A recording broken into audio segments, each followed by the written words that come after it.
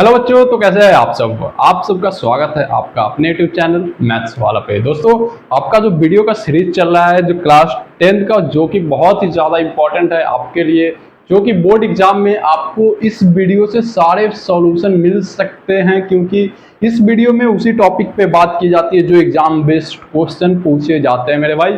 तो वीडियो में बने रहिए और सारे प्रॉब्लम का सॉल्यूशन यहाँ से आप निकाल सकते हैं। ज़्यादा भटकने का ज़रूरत नहीं है, ज़्यादा क्वेश्चन को देखकर परेशान होने का ज़रूरत नहीं है। टॉपिक समझना है कि आते क्या है एग्जाम में, उसी पे बात करते हैं हम लोग। तो आज का जो सीरीज है वो है समांतर श्रेणी। ठीक है, इससे पहले हम लोग द्विघात समीकरण पे बात किए, इससे पहले हम लोग दो चर वाले रैखिक समीकरण पे बात किए, इससे पहले हम लोग बहुपद पे बात किए, उससे पहले हम लोग वास्तविक संख्या पे बात किए।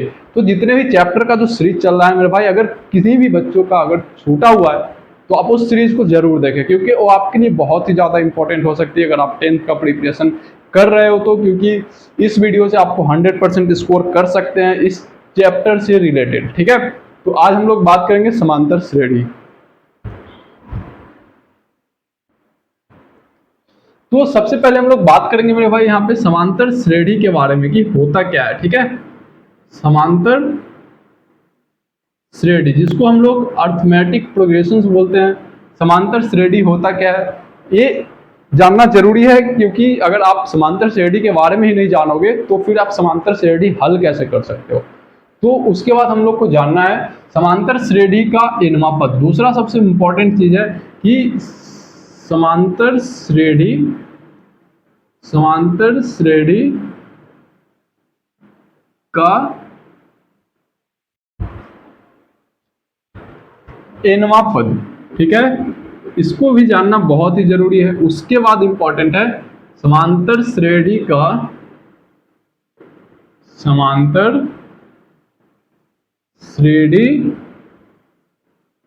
का इन पदों का योगफल।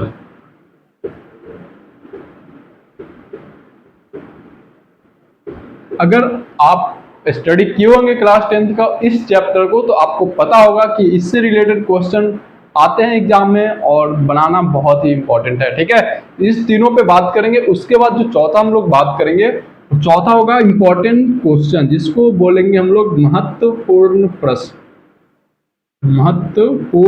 प्रश्न। ठीक है, इस बात को ध्यान में रखिएगा। चौथा जो सबसे ज्यादा इंपॉर्टेंट है और इसमें वही प्रश्न बात किए जाएंगे जो आप एग्जाम में लिख सकते हो। आ रही बात समझ में मेरे भाई।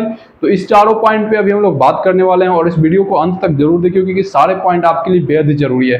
पॉइंट को मिस नहीं करना है, वीडियो को फॉरवर्ड नहीं करना है, क्योंकि आपके लिए एक एक पॉइंट आपको एग्जाम में अच्छा मार्क्स दिलवा सकती है। ठीक है, तो बढ़ते हम लोग। सबसे पहला पॉइंट, समांतर श्रेणी होते क्या है। तो सबसे पहले हम लोग जानेंगे समांतर श्रेणी। श्रेणी मतलब क्या होता है मेरे दोस्त? सीरीज, यानी सीक्वेंस, या बोल लो आप सीरीज बोल लो। ठीक है, तो श्रेणी जैसे कि आपको 2, 4, 6, 8, 10 यहाँ आपको सीरीज जो दिख रहा है वो एक डिफरेंस जिसका सेम है। ठीक है, जिसका डिफरेंस मतलब डिफरेंस समझते हैं ना, जिसका अंतर इक्वल हो। अंतर क्या हो मेरे भाई? बराबर हो, वो आपका समांतर श्रेणी है। अन्यथा समांतर श्रेणी नहीं है। समांतर श्रेणी के बारे में पॉइंट समझिएगा, आपको ऑब्जेक्टिव में पूछा जा सकता है कि बताएं कि ये जो सीरीज दिया हुआ है, अनुक्रम दिया हुआ है, वो आपका समांतर श्रेणी है अथवा नहीं है। ठीक है, तो आप कहेंगे कि सर डिफरेंस अगर सेम हो, यानी 2 और 4 का डिफरेंस 2 है, 4 और 6 का डिफरेंस 2 है, 6 और 8 का डिफरेंस 2 है, 8 और 10 का डिफरेंस 2 है, तो वो क्या है? समांतर श्रेणी है। अगर डिफरेंस सेम नहीं है तो समांतर श्रेणी नहीं है। तो पहला पॉइंट समझ में आ गया होगा मेरे भाई कि समांतर श्रेणी होते क्या है? जिसका सीरीज का डिफरेंस सेम हो वो समांतर श्रेणी है। ठीक है, तो अब हम लोग जो बात करेंगे, तो ये जो सीरीज आप देख रहे हैं, ये जो सीरीज देख रहे हैं, उसमें सबसे पहले जो टर्म है, इसको क्या बोलते हैं मेरे भाई? टर्म। हिंदी में बोलते हैं इसको पद। तो जो पहले लिखा हुआ है उसको प्रथम बोलेंगे। सिंपल सी बात है, क्या बोलेंगे? प्रथम पद। प्रथम पद को ए से डिनोट करते हैं। क्या चीज से डिनोट करते हैं मेरे भाई? ए से। और यहाँ पे जो प्रथम पद है, ठीक है, अब यहाँ पे दूसरा पद जो निकला, प्रथम पद के बाद एक चीज जानना आपको बेहद जरूरी है, वो होता है सर्वांतर। सर्वांतर जिसको भी हम लोग बात कर रहे थे डिफरेंस। ठीक है, तो सर्वांतर को हम लोग बोलते हैं डिफरेंस जिसको डी से डिनोट करते हैं। किस चीज से डिनोट करते हैं? डी से। और डिफरेंस कैसे निकालते हैं? तो यहाँ पे जो अंतर आपको दिख रहा है दो का, वो आप कैसे निकाले हो, आइए अब आपको सिखाते हैं।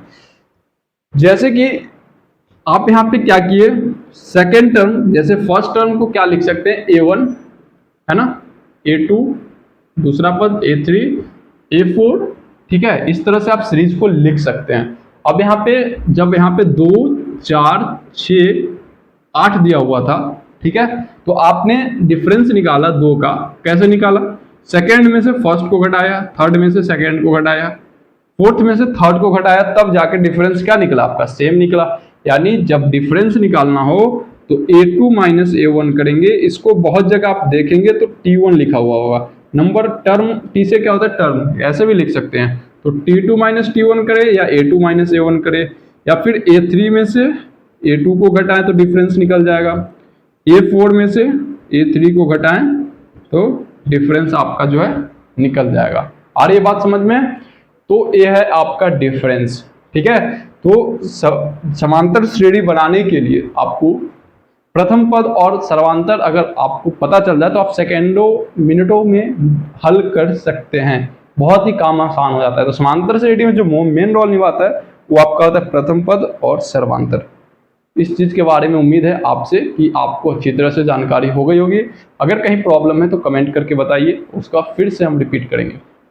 तो यहाँ पे सबसे ज्यादा जरूरी था प्रथम पद और सर्वांतर जानना, ठीक है। उसके बाद यहाँ पे अगर आपको सर्वांतर निकालने के लिए क्वेश्चन दे दिया जाए, क्वेश्चन है यहाँ पे 3 5 7 9 11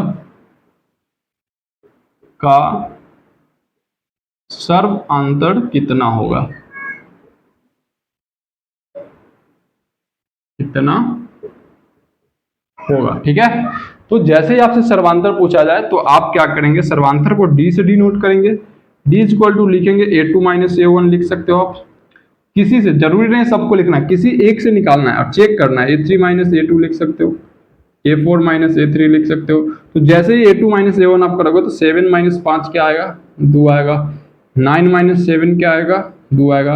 यानी डिफरेंस निकालने के लिए अब आपको कोई परेशान होने का जरूरत नहीं है। सिंपल शब्दों में t2 minus t1 a2 minus a1 करके आप डिफरेंस निकाल सकते हैं। तो सर्वांतर से रिलेटेड आपकी परेशानी अभी हो गई खत्म। अब हम लोग बढ़ते हैं नेक्स्ट पॉइंट पे, जो कि आपके लिए हो सकता है बहुत ही ज्यादा इंपॉर्टेंट। भाई अब क्वेश्चन जो है श्रेणी 2 4 6 8 का 10वां पद क्या होगा, ठीक है। तो समांतर श्रेणी हम लोग पढ़ रहे थे, जिसमें क्वेश्चन ये बहुत ही ज्यादा इंपॉर्टेंट होता है कि एनवां पद आपके एग्जाम में पूछे ही जाएंगे, जो आपको सोल्व करना बेहद ही जरूरी है, ठीक है। तो श्रेणी जो दिया हुआ है 2 4 6 8 का 10वां पद क्या होगा, तो सबसे पहला काम हम लोग करेंगे प्रथम पद जानेंगे, ठीक है। क्या जानेंगे मेरे भाई? प्रथम पद, जिसको बोलेंगे 2। प्रथम पद आपको यहाँ पे दिख रहा है। उसके बाद जो सबसे ज्यादा जरूरी चीज होती है सर्वांतर। सर्वांतर जानना, सर्वांतर मतलब डी डिनोट कर सकते हैं आप, और डी निकालने के लिए a2 माइनस a1 लिख सकते हैं, और 4 में से 2 जाएगा तो क्या हो जाएगा? 2। अब आपको पता चल गया सर्वांतर। 10वां पद, क्वेश्चन समझिए। जैसे कि ये जो सीरीज दिया, ठीक है, इस सीरीज में आपको 1 2 3 4 दिया हुआ है, 4 पद। उसके बाद डॉट डॉट डॉट दे दिया, मतलब उसके बाद बोल रहा है कि 10वें नंबर पे जो पद होगा, 10वें नंबर पे जो टर्म होगा वो कौन सा होगा, ठीक है। तो जैसे ही ऐसा क्वेश्चन पूछे, यानी टोटल नंबर कितने हैं? 10, यानी 1 2 3 4 5 6 7 8 9 10, 10वें तक जाना है। यानी नंबर ऑफ टर्म कितना है, यानी n आपको पता है कितना है? 10। n कितना है मेरा भाई? 10 है, ठीक है। अब आपसे क्या पूछा गया कि 10वें नंबर पे टर्म कौन सा है, यानी फर्स्ट है, सेकेंड है, थर्ड है, फोर्थ है, तो 10वां पे कौन सा है। तो जब ए और डी आपको पता हो तो tn निकालने का सिंपल फॉर्मूला होता है n plus a plus n minus 1 into d. इस फॉर्मूले को याद रखिएगा, बहुत ही ज्यादा जरूरी है, ठीक है। यानी tn लिख सकते हैं आप, an भी लिख सकते हो, ठीक है। अब यहाँ पे क्या करना है आपको कि 10 लिख लेंगे number of term, a plus n का वैल्यू 10 माइनस 1 इंटू डी, ठीक है। अब यहाँ पे करना क्या है, a का वैल्यू और d का वैल्यू पुट करना है। तो a का जो वैल्यू है 2 है, 9 और डी का जो वैल्यू है 2 है, तो 9 दूना 18 और 18 दू क्या हो जाएगा मेरे भाई 20। तो वैसे आप नंबर ऑफ टर्म इजीली निकाल सकते हैं, जैसे कि ऐसा क्वेश्चन पूछा ही जाएगा आपके एग्जाम में। तो जरूर इस क्वेश्चन को सोल्व कीजिए और कमेंट करके बताइए कि क्वेश्चन आप बना सकते हैं आसान तरीका से कि नहीं।